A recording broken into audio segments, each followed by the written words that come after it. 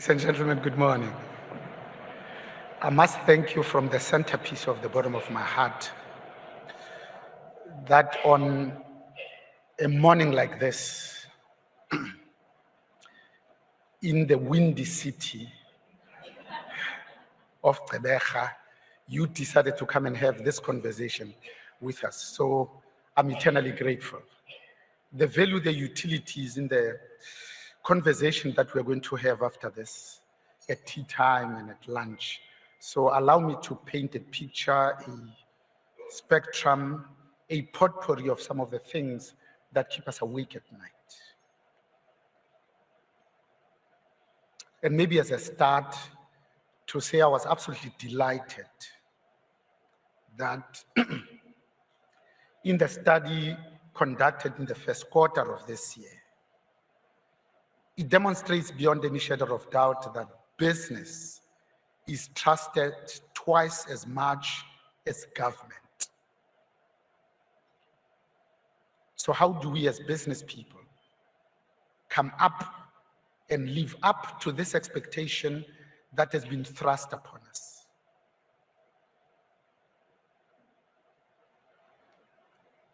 It doesn't even bear repeating that we are indeed in a spot of bother. As a country, as a people with great natural endowments, and 28 years into our democracy, when we are really in a hole.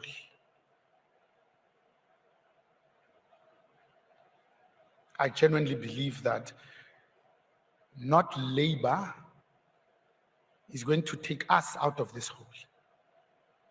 Not civil society, not government, because the ANC-led government has demonstrated that they are incapable of self-correction.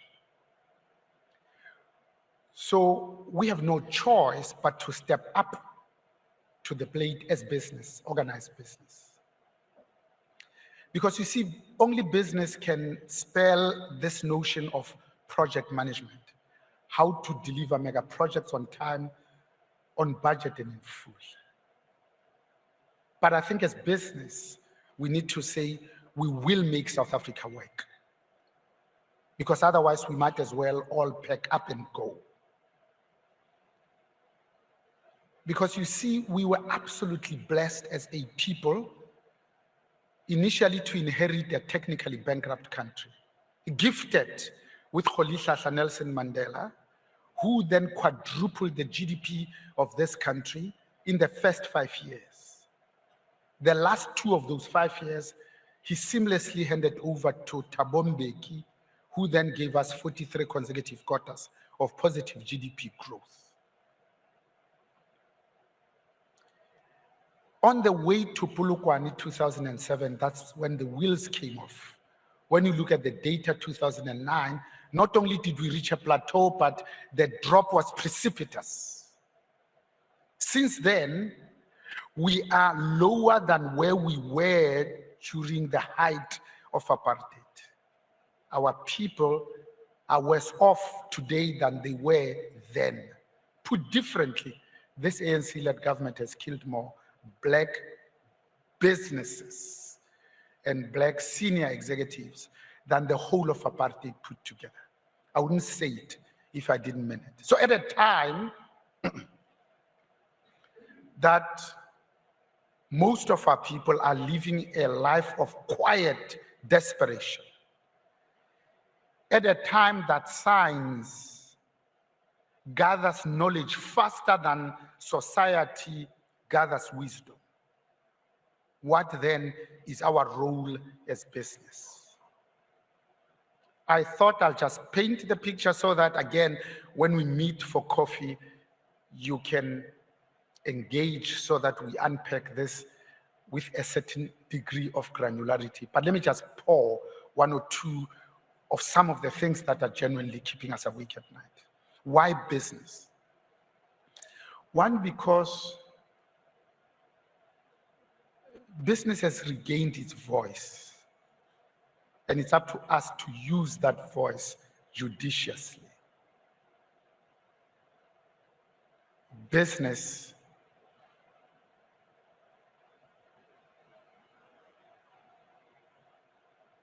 can now demonstrate to all of us that it is a patriotic citizen,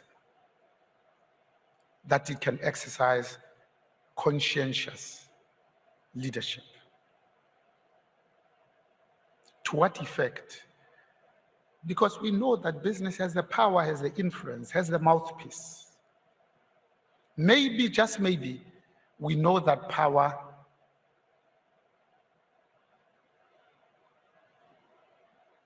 releases character and reveals character. Can we use that to both cause and force ourselves to grow? Maybe, just maybe, to release better humans, to graduate from being humankind to kind humans. Not only to take, but to give. Because we know that when we decide to do so, we will continue to do well by doing good. Because when business does well, society generally does well.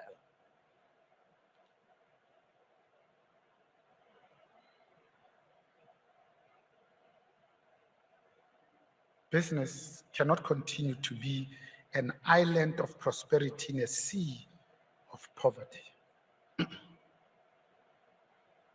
It is business that doesn't need government's permission to effect change. In the 21st century, there's 60.1 million South Africans of 7.8 billion people in the world. 51% of that is women. 90% is people that look like me. And yet the representation in positions of leadership is woefully inadequate.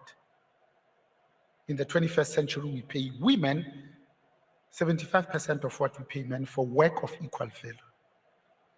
Women representation in positions of leadership, I'm talking about C-suite here, is less than 25%. African women, less than 4%. And yet we know that those companies that are led by women not only command more multiple upon exit, they are happier companies to work for, they are more effective and efficient, the employees feel needed and wanted, they feel free to speak their mind. And we know that when we put a smartphone in the hands of women, not only does the nutrition of their own children, education and healthcare improve, but of the society and the community from which they come. In fact, the pandemic has demonstrated beyond any shadow of doubt that of the 8 countries that dealt very well with the pandemic, all of them had women as head of state than those where men were head of state. I'm talking about New Zealand, Angela Merkel's Germany, and the entire Scandinavian countries.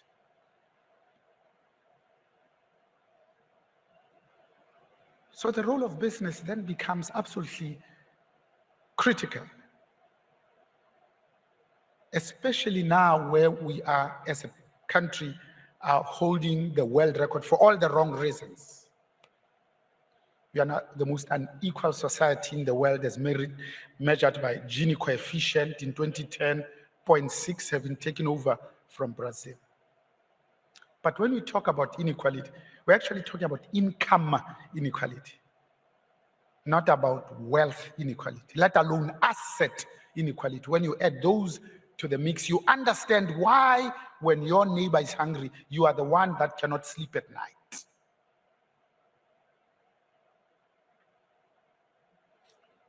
We have the highest unemployment rate in the world, 46.6%.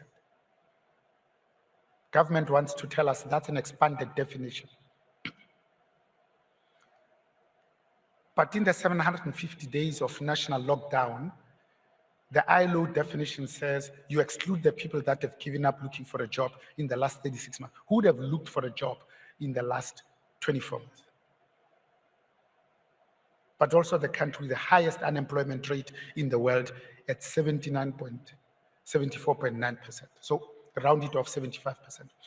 When young people of military age are sitting at home twiddling their thumbs with nothing to do, not only are we asking for trouble, but we're actively inviting it. So the 2 weeks in July of a failed insurrection, of rampant looting, is going to happen again and again and again until we as business address the underlying causes. And those underlying causes are not many. It's really just the stubbornly high levels of unemployment. That's our problem. That then leads to increasing levels of inequality and increasing levels of poverty. So there's only one thing to address. It's employment. Because you see, when we create jobs as business, it's not in and of itself, but we are creating markets of the future. The US of A can afford to be arrogant because at any point in time, they've got a market of 300 million people with an ability to pay. In South Africa, 51% of our population lives below the poverty datum line. But also, we are a country that has the highest SME failure rate in the world. The country with the highest femicide rate in the world, not by a factor of 2, but 5 times the global average.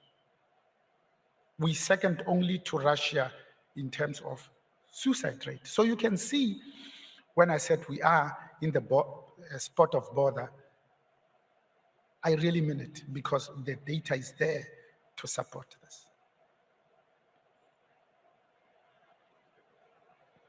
So on the 28th of January, we met with the president of the country. We hope he's still the president of the country. And business people like taking delegations of 100 people to go and talk to the president, because it's a nice place to be seen, Sfako Presidential Guest House. But when we took over the presidency, Adrian Goy and myself, of Business Unity South Africa, the Apex organization, of which this organization is a member of 55 other organizations. We said, Mr. President, we're coming to see you, but there's only 3 of us, so that we can really have a conversation. We have a list of 10 things that we have written down for you, but we'll talk only about 5, because you see, it doesn't make any sense. In fact, it's not helpful that you charge the former president with 789 counts. It will take another 20 years. Al Capone was charged with one thing and one thing only when the government realized they couldn't nail the bagger. Tax evasion, 1, and it put him to jail. So pick 4, that you've got incontrovertible evidence. That's what you use. It will send a message that says South Africa is open for business. It says, no, look, we have time. You'll give me a list of 10. It was a 1-pager. Let's talk about 6. So let me talk about those 6 without any, I said, degree of granularity, without unpacking it. I'll do the unpacking at tea time, I promise you. And at lunchtime, I'll still be here. But we're very clear that these are the ones that we have chosen as business to invest in, with or without government's permission. Because I said there are some things that we as business can do, and we don't need government's permission to do so, to address the issues of gender equality and pay parity. We don't need government's permission to pay SMEs in 30 days. Yes, you lose the interest if you are Pick n Pay for that month, but you more than make up for it in the BE points that you get. In fact, at BUSA, we have started tracking those companies that pay their SMEs in 7 days. And let me tell you, they are not poorer as a result of that. So insisted on 6, we wanted to do 5. I'll just tell you about the 6. Number 1, we said we are going to invest for growth, not for consumption. I wasn't going to unpack it, but I feel tempted to give you a little bit of context, because you see, before COVID, there were 17 million of us on social security. Only 16.5 million who are gainfully employed. You can see the math doesn't add up. So when you introduce the 350 social relief of distress fund, 350, 14 million people applied, 11 million were granted. If you add those two, that's 28 million people. There is no way that the 13.5 million after COVID are going to support 28 million people. It's not sustainable in the short term, and certainly it's not helping us to build this notion of long-term resilience, especially because in Africa, resilience is much more than the food, energy, water nexus. The second thing we said, we wanted to invest in network industry. So here we're talking about ports, railways, especially because at that time, the Durban port was the third from the bottom.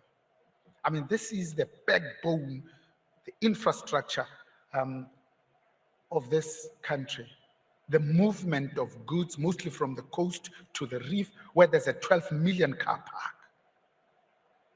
Even liquid fuels, not just energy broadly, where as a country we consume 30 billion liters of liquid fuels, 20 billion we make locally with a 5 refund. We used to have 5.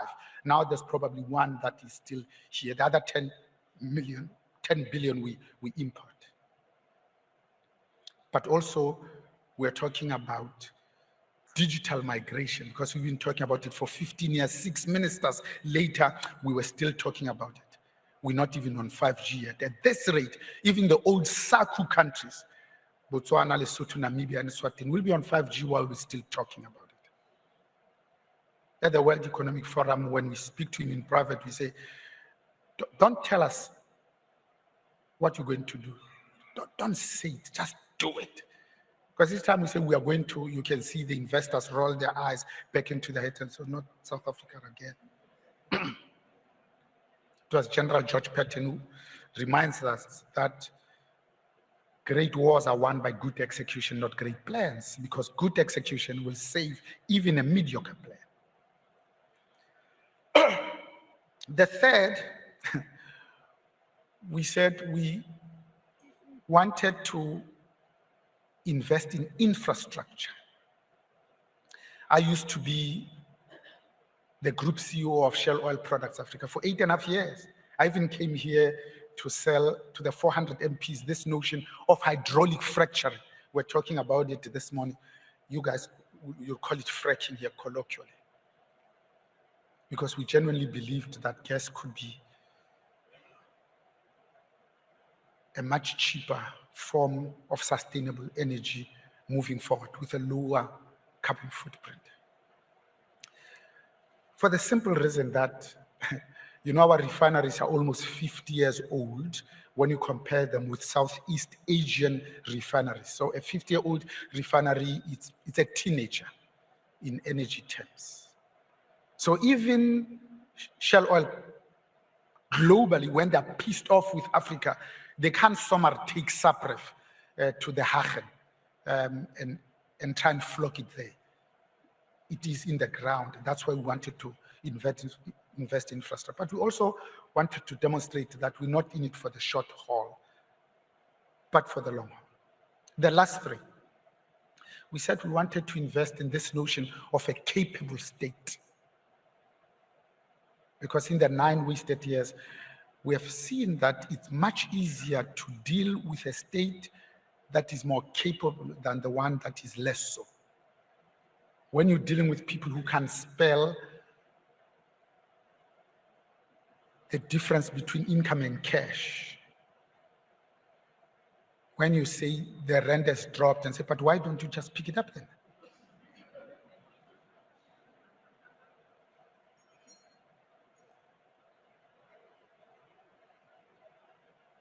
We were motivated by the fact that then Deputy Chief Justice Raymond Zondo had released report number 1, 2, 3, and 4. The 4th report is 1,065 pages. The first report is 874 pages. It's in 3 volumes. The first volume deals with SAA and its subsidiaries.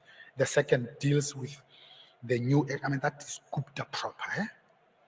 The third one talks about the South African Revenue Service. This is the second time SARS is a subject of a dedicated commission of inquiry. The first one was called Nugent Commission.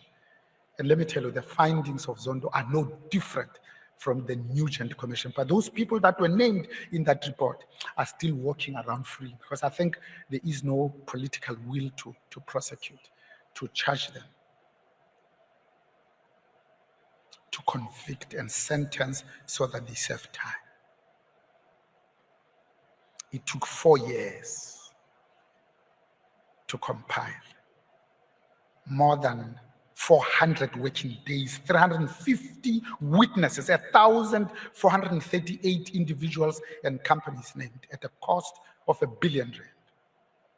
And as BUSA, we said we support all the recommendations of the Zondo Commission, especially when it refers to our very own businesses. And they were named.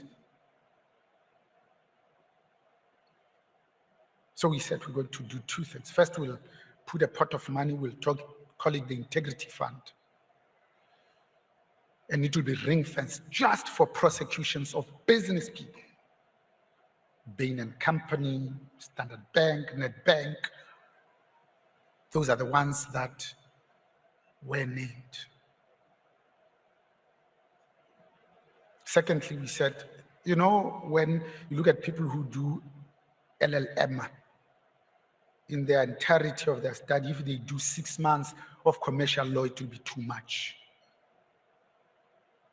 That's why Marcus Yoste is still walking around freely, because it's complex to put together a prosecutable case. So we said we'll give you, whether you want 1 or 2 people for Shamila Batoyi, or 200 people will give you, so that they sit and dedicate just to putting a case together, so that we can say we are serious going after the people who have taken things that don't belong to them, so that we're not accused of state capture ourselves. We said we'll give the money to National Treasury. In fact, Section 38 of our Constitution talks about the employment of senior counsel by the National Prosecuting Agency, so they can use that, including whistleblowers, so that as business, we don't highlight, and celebrate these whistleblowers, but we hire them to send a message to the 10,000 public servants who are thinking of spilling the beans, to say, you're not going to be starved to death, your bond will be paid, and your kids' private education will still be paid. Because if we don't do that, I think we are absolutely doomed. The last two. We said, Mr. President, we are sitting with 3 reports on your desk. At that time, one of them was the finalization of the appointment of the Chief Justice. We said, go ahead and do that. On the Raymond Zondo, we said it will be wonderful that in a year that you don't arrest the dog's body, but the big fish. Ace Mahashule, former President Jacob Zuma, Brian Molefe, Siyabonga Gama. Those are the people you want. Supramahuma Pelu, who was part of the President's League at that time. It was called the Premier League during the 9 wasted years. The last one, we spoke about this notion of law and order. Because without law and order, who are we and what are we? At the moment, there are too many things that tell us that we are not teetering towards a failed state. In fact, we are a failed state. When I started, we said inequality is widening. Racism is at an all-time high. Black graduates are roaming the streets hopelessly. And yet our job as business is to be dealers in hope. When public education has collapsed, public health care continue to fail the poor and the vulnerable, and lawlessness has become an epidemic. Is it okay if I conclude so that if they've got a question or two or some violent disagreement, they could do that whilst I'm still in the room, not behind my back. So to conclude, if you remember one thing and one thing only that I tried to convey this morning is that business itself needs a serious intervention to steer it back, because it is incongruent to talk about a just society when business is seen to be at the apex of injustice.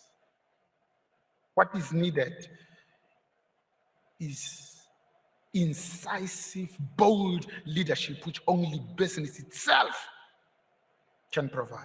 Nobody can help us now but ourselves. I don't know at what stage did we come to the realization that 30% is a pass mark, when the first democratically elected president of the country, Rolihlahla Nelson Mandela, said, education is the shortest way in which you can transcend social classes. Born in Alexander, 2 kilometers away from the richest square mile called Sentin in the continent, just across the bridge, after 25 years of hard work and application, it becomes possible for you to afford a house in the leafy suburbs of Brand, not because you want a tender, but because you've earned it, you deserve it, and you can afford it. Because you see, when one steadily burns the midnight oil, one gains access to the domain of knowledge and wisdom, the world of meaning, the world that cannot be conquered without a persistent crusade. Because you see, the pandemic has taught us many things. It has changed everything. One of them is when the fisher women can't go out to sea for whatever reason, they repair their nets. What are you and I doing to repair our nets at a personal level? Key relationships, significant others, the siblings we're not talking to, the grandparents that go to bed without us not being sure what they've eaten that evening. The second is this notion that we need to continue to build our own businesses and hire our own children. Because it's madness to continue to make babies and send them to a different neighborhood for them to go down on their knees asking somebody else for a job. Because you see, a child that is not enveloped, embraced by his village will burn it down in order to feel its warmth. Because sons learn by looking at the back of the heads of their fathers.